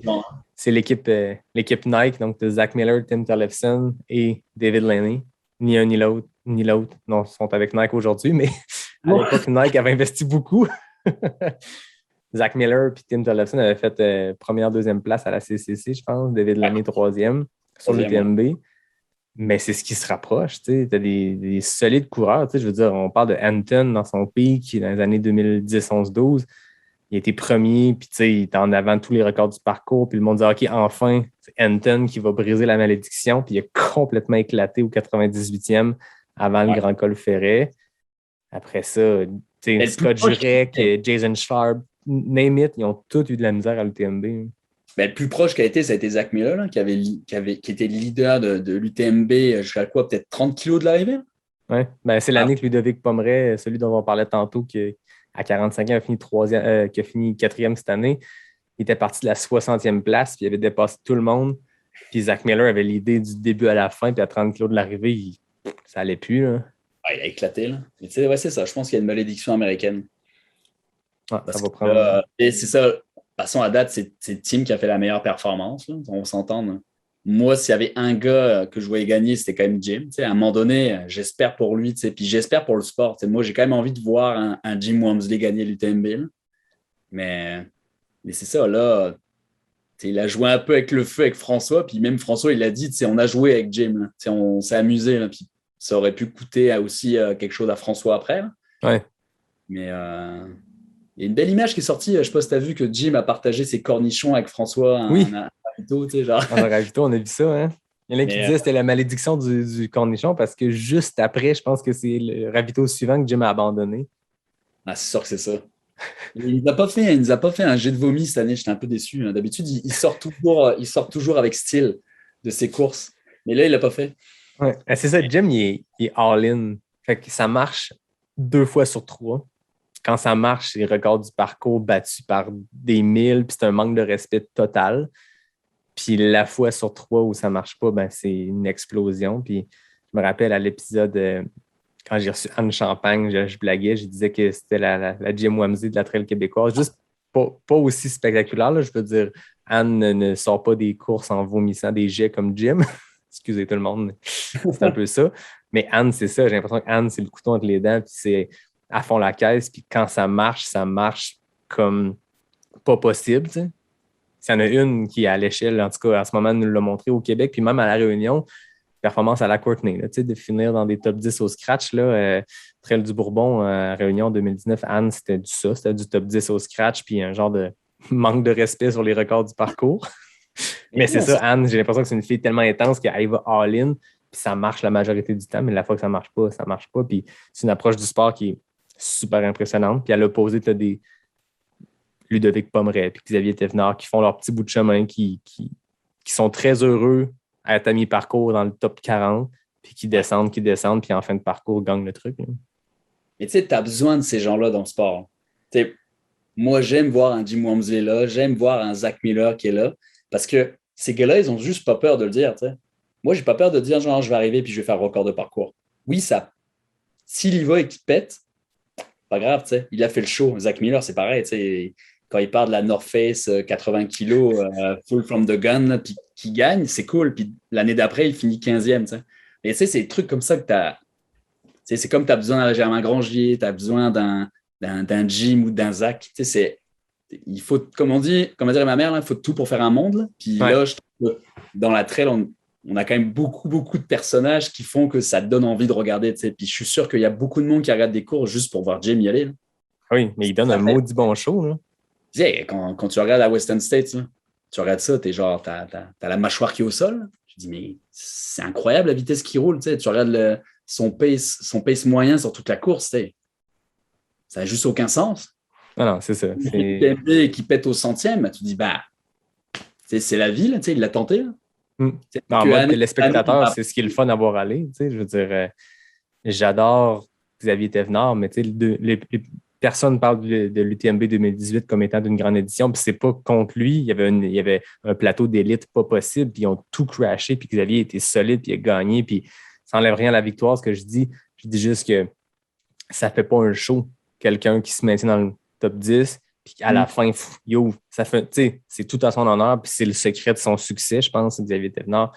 Mais comme tu dis, des UTMB, des Western Z, ils veulent des Zach Miller qui viennent s'ouvrir, qui donne un bon show. Puis quand ça marche, ça fait tomber des records, puis c'est ça. Mais comme tu dis, comme ta mère dit, ça prend plein de monde, ça prend toutes sortes de monde pour faire un monde. Mais on n'a pas parlé de l'éléphant dans la pièce quand même. Tu viens de dire son nom, là, mais tu sais, Xavier Thévenard. C'est pareil. Là. Et tu sais, on savait que c'était pas le Xavier de l'année dernière. Tu sais, il y a une COVID longue, je crois, c'était ça, je crois. Une COVID longue, puis il y a eu la maladie de Lyme. Il a été piqué par un tic, puis ça a commencé à la Transvulcania. C'est ça, la Transvulcania qui a abandonné? Ouais, c'est ça. Il y a une performance difficile. Puis... Au Lavaredo. Lavaredo, excuse-moi, c'est ça, Lavaredo. Puis, tu sais, Xavier, c'est un gars qui... Je sais pas s'il y avait un DNF à son actif. C'est un gars qui... C'est un métronome. Là. Quand ça va bien, il gagne. Quand ça va pas bien, il finit deuxième. Tu sais, c'est quelqu'un d'extrêmement solide. Puis, probablement la personne qui a passé le plus près de faire ce que François a fait, c'est-à-dire gagner Hard Rock UTMB. Parce qu'en 2018, il a fait 150 des 160 km de la Hard Rock avant d'être disqualifié pour avoir pris de l'eau de sa blonde qui lui a tendu une gourde d'eau en dehors d'un ravito. Mais on s'entend, il y avait 2h30 d'avance sur le deuxième, il aurait gagné Hard Rock, puis il a gagné l'UTMB 6 semaines plus tard. Bref, fin de la première parenthèse, de la plus grande parenthèse. Mais oui, Xavier... maladie de Lyme, puis je pense qu'il y a des gros problèmes de santé reliés à ça, reliés à la COVID. Il est arrivé sur une jambe à l'UTMB, puis ça n'a pas bien été du tout. Là. Il l'a senti super tôt, tu sais, l'expliquer que genre, il l'a senti dès le 30e kilo. Là.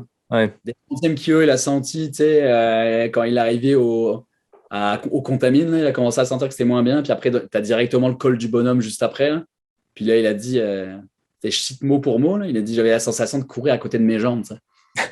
Tu sais, quand tu arrives au 40e et qu'il en reste 130 derrière, là, puis tu sais, ces gars-là, on s'entend, là, s'ils savent qu'ils ne vont pas performer, ça sert à quoi de faire genre 140 kilos puis de finir genre 50e? Ouais. Ces gars-là, ils ont quand même un ego. Ils ont quand même un ego de se dire, je ne vais quand même pas le finir. Puis on s'entend, là, faire 140 kilos derrière, mais à quel prix? T'sais? Non, Parce c'est que ça. physiquement, ça l'aurait entamé beaucoup plus. Puis, tu sais, C'est sûr un que gars qui connaît la place. Là. Je veux dire, on parle de François avec ses 4 victoires UTMB, mais il n'y a personne qui est à la cheville de Xavier à l'UTMB parce que Xavier a 6 titres à l'UTMB. Il y a 3 UTMB, une CCC, une TDS, une OCC. Il a tous gagné les courses possibles. Il n'a pas gagné la YCC, mais c'est parce qu'il faut avoir 18 ans pour la faire. C'est la course pour les jeunes. Mais il a gagné toutes les courses d'UTMB. C'est un maître. François, c'est le roi, puis il appelle Xavier le petit prince de la trail, mais prince de l'UTMB. connaît son baseball, comme on dit. Là. Fait que s'il le sentait pas, puis je veux dire, à la Didyline, c'est extrêmement difficile. Caroline Chavreau, je l'ai reçue au podcast, puis elle se bat avec ça depuis des années. Puis on parle d'une championne qui a gagné UTMB, Hard Rock, name it, puis c'est extrêmement difficile de vivre avec ça. Puis je pense que c'est un apprentissage de tous les jours, de tous les mois. Là. Ouais, c'est sûr. La maladie de Lyme, faut vraiment faire attention à ce truc-là. Surveillez vos jambes quand vous revenez de courir dans le foin. Ouais, c'est ça. Mais tu sais, c'est sûr que il faut être à 200% pour finir un ultra. Puis lui, dès la ligne d'arrivée, je pense, c'est comme Tim Tollefson qui arrive à la ligne de départ. Puis même lui le dit, pourquoi je l'ai fait.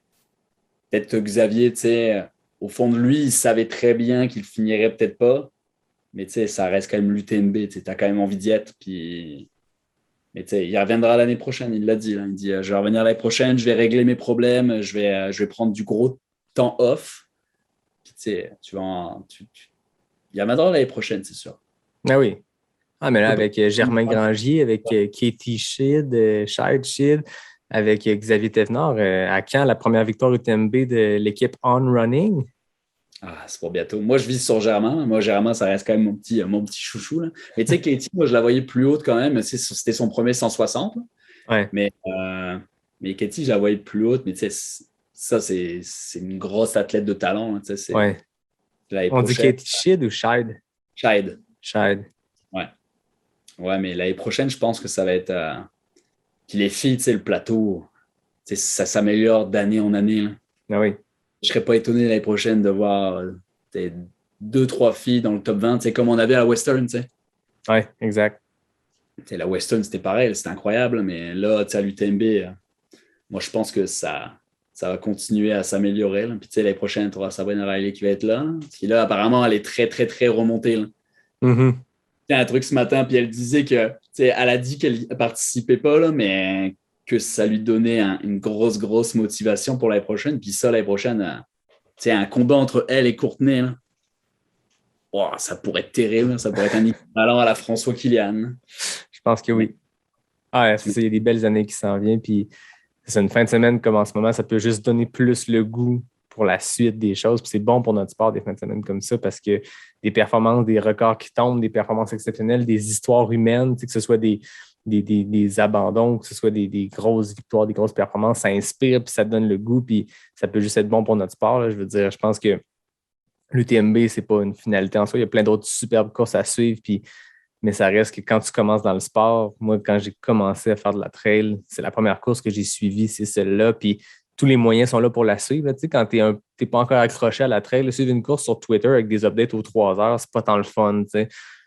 Mais l'UTMB est parfaitement faite pour donner la piqûre. Puis, je veux dire, moi, c'est con, mais je m'en vais faire la CCC l'an prochain. Puis, c'est sûr que tu te projettes quand tu regardes ça, quand tu vois tous les finishers partir de la flégère puis descendre. Cette descente-là, je vais la faire beaucoup moins vite puis beaucoup plus tard, mais je vais être là. Puis, je veux dire, c'est inspirant à voir aller, puis tu te projettes, puis ça donne juste le goût de se lancer là-dedans. Puis, ça fait retomber en amour avec notre sport quand tu vois autant de performances. Puis c'est toute l'émotion qui est ça. Pour revenir sur lui, Mathieu, son arrivée, la vidéo que j'ai fait jouer tantôt, tu vois l'homme solide qui s'en est tenu à son plan. C'est un ingénieur, c'était un plan qui était fait sûrement extrêmement soigneusement. Puis là, traverse la ligne d'arrivée, puis tout ce qui est cartésien tombe. Puis là, c'est l'émotion, puis c'est comme la réalisation de ce qu'il vient d'accomplir. Tu le vois dans sa face, tu vois comme le changement complet de je suis en mission, il faut que je finisse à boum. Ça me frappe de plein fouet. Il y a un autobus d'émotions qui le rentre dedans, puis c'est vraiment beau à voir, là, ça inspire. Hein. Et c'est quand tu regardes ça, tu te dis que c'est genre 2, 3, 4 ans de processus pour arriver là? Puis là, tu arrives, puis tu as l'arche d'arrivée qui est là, puis tu sais que tu fais podium à l'UTMB. Là. Non, sa stratégie, tu sais, il a fait de main de maître. Là. Tu sais, comme j'écoutais, apparemment, il a quand même calqué pas mal sur la stratégie de François, tu sais, au ravito, tu sais, d'essayer d'avoir toujours à peu près les mêmes écarts au ravito. Puis apparemment, Greg Volley, il suivait Courtenay au début, puis comme Courtenay, il a vu qu'elle se baladait, là, donc il s'est dit, ah tiens, je vais suivre Matt après. Mais, non, la stratégie, tu regardais ça, tu te dis, man, hein, c'est de A à Z comme un maestro. Une partition de musique très bien menée de A à Z. Puis c'est comme ça que, genre, tout le monde devrait faire ses ultras, mais dans les ultras, tout arrive et tout va se passer. Mais quand une course se base bien de A à Z, c'est ça qui arrive à la fin, mais c'est juste pas du hasard. Non, exact. On a frôlé le sujet du trail québécois. On a parlé de Anne et tout ça. Avant qu'on se laisse, avant qu'on parle un peu de ton tort qui s'en vient, puis avant qu'on se laisse sur les questions éclairs, as-tu des prédictions pour l'Ultra Trail Arikana? On est dans une jasette de geek. Là. C'est le temps on parlait du Super Bowl, la trail avec l'UTMB, puis les prédictions. Faisons ça à l'échelle Québec. L'UTHC sera notre petit Super Bowl. C'est quoi tes prédictions? Mais moi, pour être honnête, là, j'ai même pas vu exactement qui y allait cette année. Là.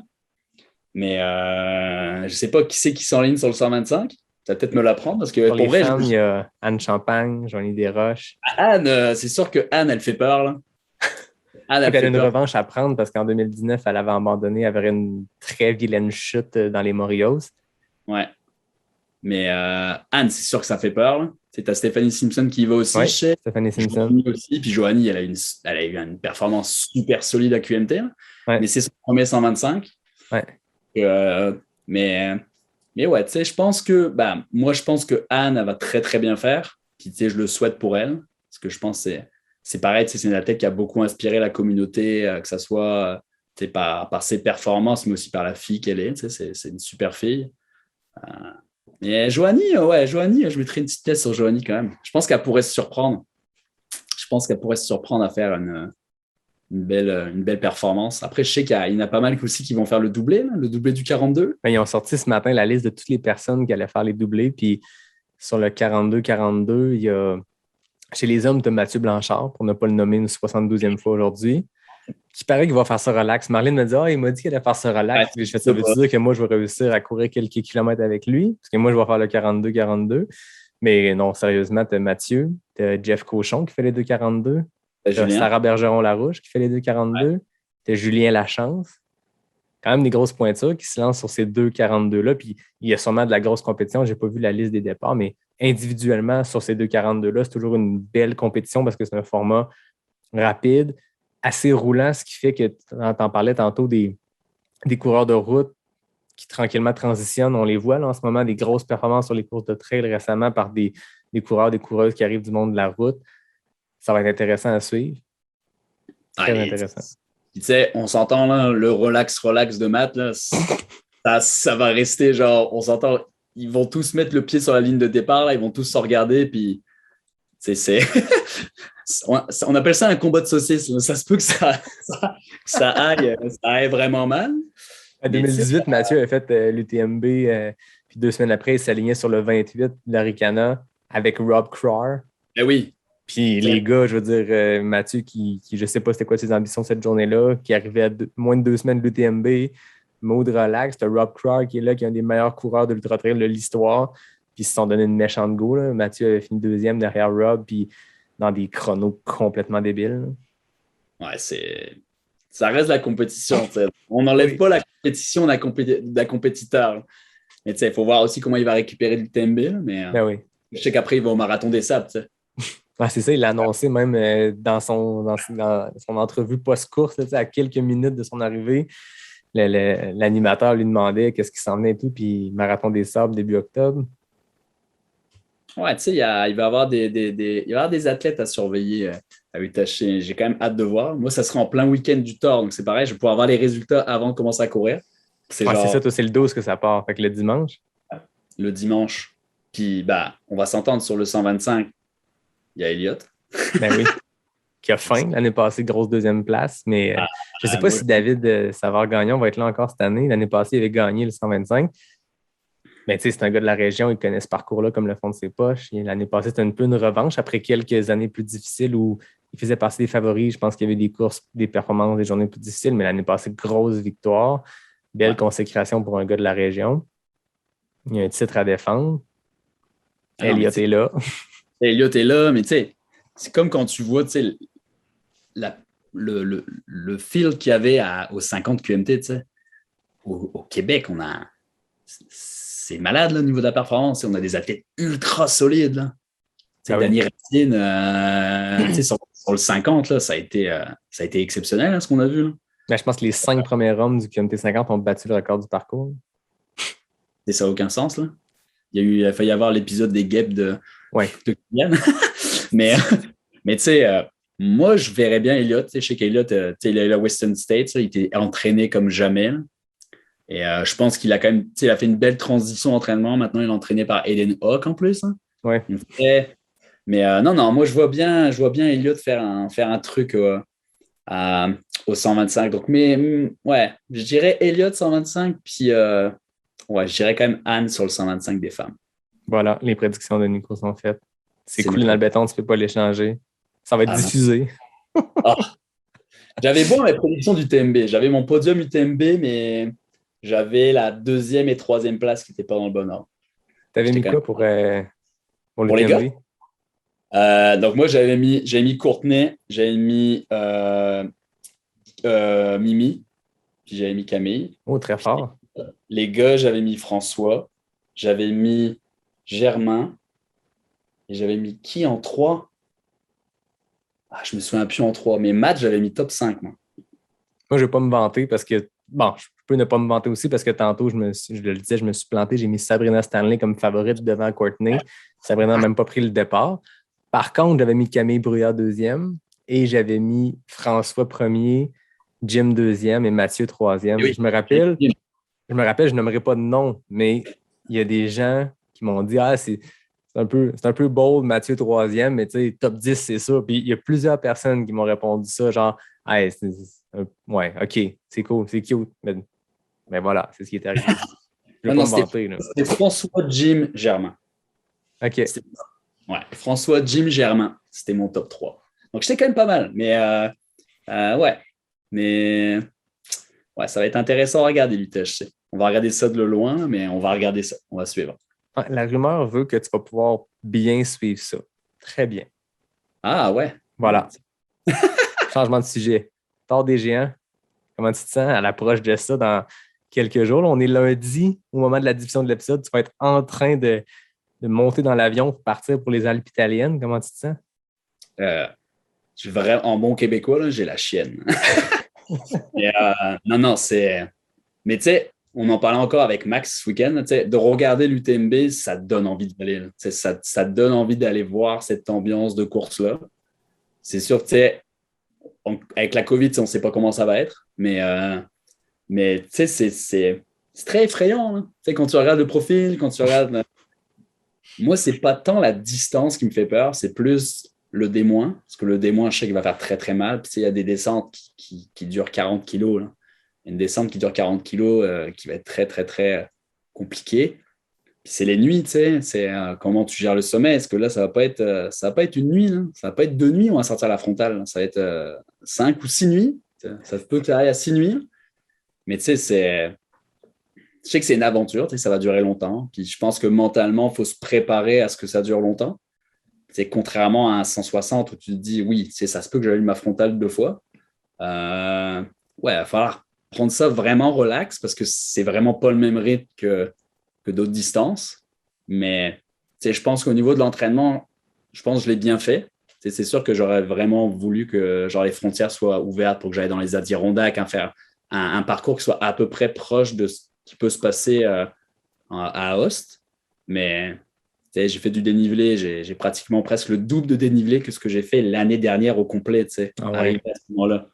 Il y a des entraînements chiants sur la piste de ski de Montréal à faire des plus de 70 mètres par montée. Là. Mais j'ai la chance d'y aller avec un chum. Puis ça, je pense que c'est un avantage.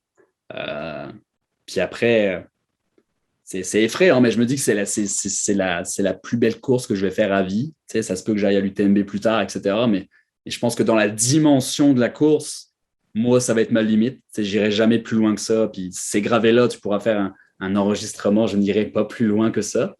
Écoute, Mais, 360 km, 30 000 mètres des plus, c'est un bon ballpark quand même. De Ouais. se dire, je n'irai pas plus loin que ça. Il y a quand même beaucoup d'options moindres. ça fait peur quand tu t'entends le 30 000 mètres quand même. Ouais, désolé, je peux le redire. Ouais, donc on verra ça. 3 UTMB à peine. Moi, je rigole avec les gens quand ils me disent « Ah, si c'est quand même long. » Je suis, t'imagines que tu vas pouvoir rentrer ta semaine de travail, puis peut-être ton week-end, puis peut-être que je serai encore en train de courir, tu sais.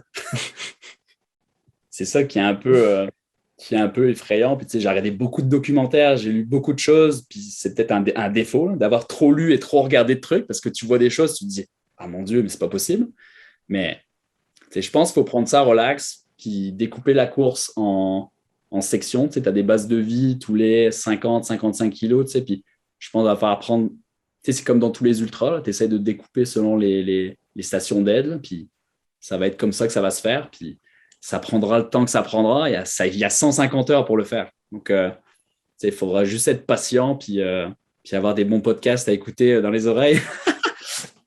Une pile qui tient, tout ça. Hein. Il y a quand même l'aspect logistique, c'est un autre niveau complet, là, je veux dire. C'est vraiment compliqué, je trouve. Tu as beaucoup de choses à penser, puis on s'entend, hein, tu peux pas penser à tout, c'est impossible, mais tu sais, tout ce qui est matériel, obligatoire, etc., c'est t'entraîner avec le matériel que tu vas avoir. Tu sais, moi, le QMT, je l'ai fait avec mon sac que j'aurai au tort, avec le matériel que j'aurai au tort. Puis tu sais, ça permet de te mettre en confiance quand même avec ton matériel. Tu sais, moi, mon sac, j'étais genre, OK, là, il me manque ça sur mon sac. J'avais pas d'élastique pour mes gourdes. Donc là, j'en ai créé, on en a fait un, tu sais. Mais tu as plein d'aspects logistiques qui sont importants. Puis, ouais, c'est assez effrayant, mais tu sais, je suis quand même content d'y aller, impatient. Mais c'est sûr que je sais que dès que je vais passer la ligne de départ, le stress va partir. Puis après ça, ça va être gérer les nuits, gérer les journées. Puis comme on dit, tu sais, toujours avancer en fait. Au moment où tu t'arrêtes, c'est là que tu as le plus grand risque de ne pas repartir. Donc de faire un pas à la fois, tu te rapproches le plus de l'arrivée. Puis le tort des géants, tu peux le finir en marchant si tu veux. Il y en a plein qui font ça, hein, qui font le tort en marchant. Mais ouais, on verra ça. J'espère que j'en parlerai après être revenu, puis en espérant avoir une médaille de finisher autour du cou. Ouais, t'as fait tes devoirs. J'ai comme aucun doute que t'as tout fait ce que tu avais à faire pour le faire, puis c'est une balade. Je pense que tous ceux qui ont fait ces distances-là extrêmes, même un 100 000, tu peux le voir comme une petite balade dans le bois, puis je pense que ça diminue le hype de juste se dire c'est une balade dans le bois, mais je pense qu'à ces distances-là, qu'on est rendu dans du 200 000 ou du 300 quelques kilomètres, sur plusieurs jours, c'est une aventure. Maxime m'en parlait. Tu disais tantôt ton partner avec qui tu passes, c'est Maxime Simard. Puis je l'avais reçu, puis il en parlait exactement comme ça. Puis Yvan Lheureux, Richard Turgeon, Martine, des gens qui ont fait ces distances-là, c'est pas une course. Puis même un ultra, quand tu es dans le mid-pack, c'est pas une course à proprement parler. C'est une longue aventure avec un fil de départ puis un fil d'arrivée, puis c'est tout. Mais là, qu'on parle de cette distance-là, c'est une aventure d'une semaine. Tu peux pas parler d'une course. Un truc comme ça, c'est impossible parce que mentalement parlant, tu peux pas te minder pendant 7 jours. C'est impossible. Tu peux pas te dire je race pendant 7 jours. Ah non. Mentalement, tu vas juste rompre à un moment donné. Hein. Mais c'est ça, il faut te dire, c'est une aventure. Ça va prendre son temps. Faut pas stresser. Moi, ce qu'on m'a dit, il faut vraiment pas que tu stresses à te dire faut que j'arrive là.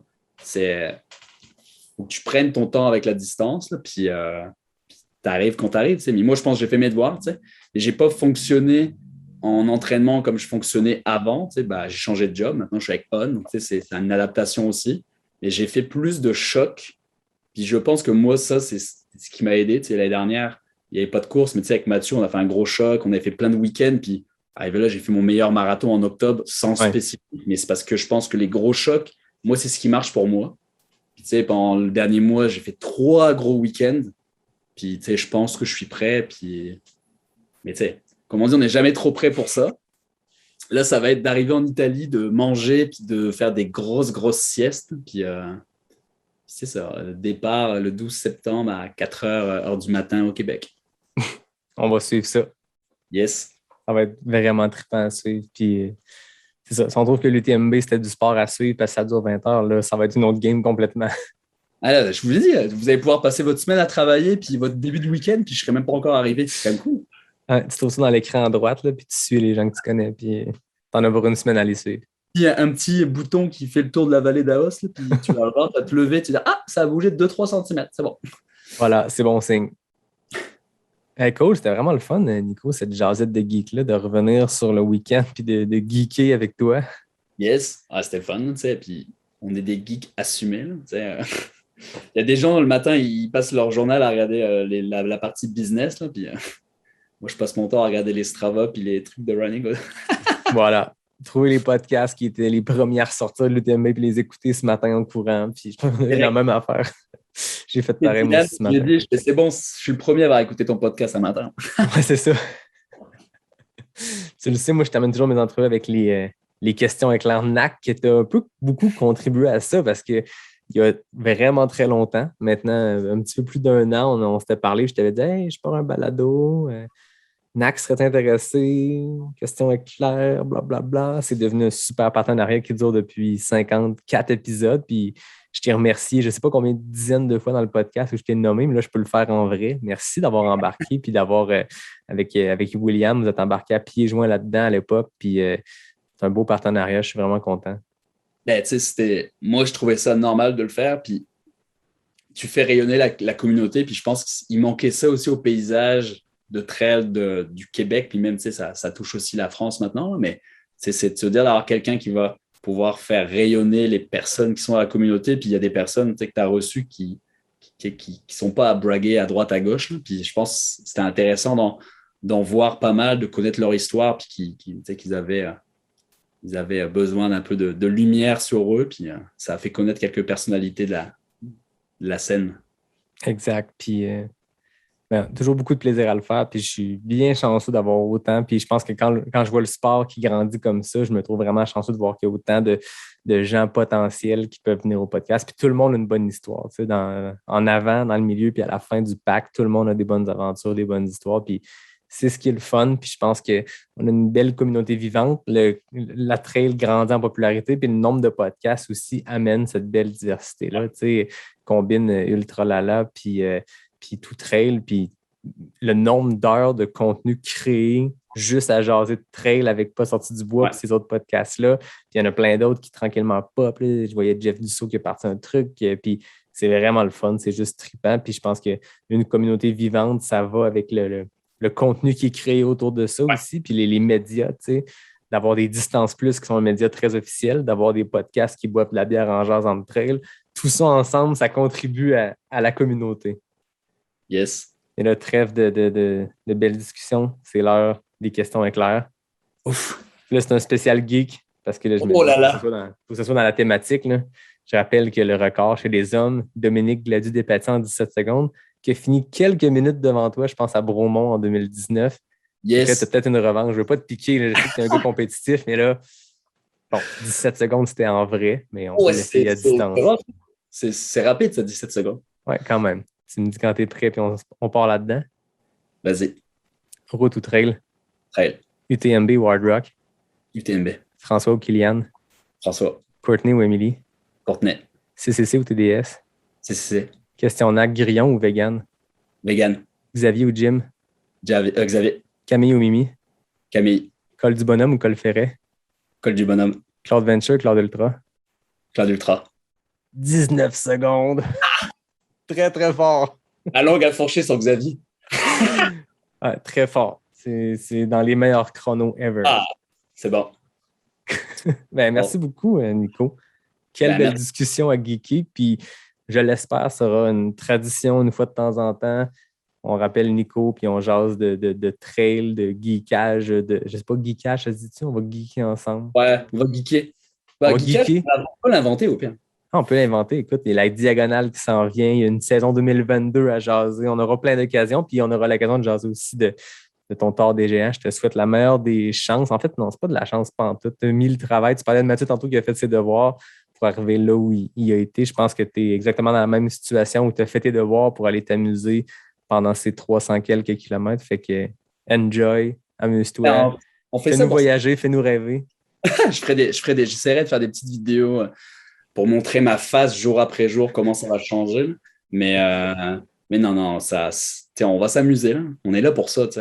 Faut pas se mettre de pression. Faut y aller en juste voulant profiter du moment puis de se dire les années d'entraînement avant ça arrive pour ça puis qu'il faut se mettre zéro pression. C'est là que ça va payer. Yes. Cool. Hey, un gros merci, Nico. Merci à toi. Puis comme d'habitude, je remercie David Hébert qui signe le design graphique. Je remercie Fred Desroches qui signe le thème musical. Je remercie William, toute la gang de NAC. Avant, je disais William et Nico. Nico toujours présent, mais avec on. Il a fallu, je me suis trompé quelques fois. J'étais tellement habitué de dire William et Nico, William et Nico. William et la gang de NAC, William et Alex. Hein? Mais bref, merci à la gang de NAC qui est fidèle au poste. Merci à toi, Nico, pour ton temps. Et à tout le monde, je vous dis à bientôt pour un prochain épisode de Pas sorti du bois, le podcast 100% trail.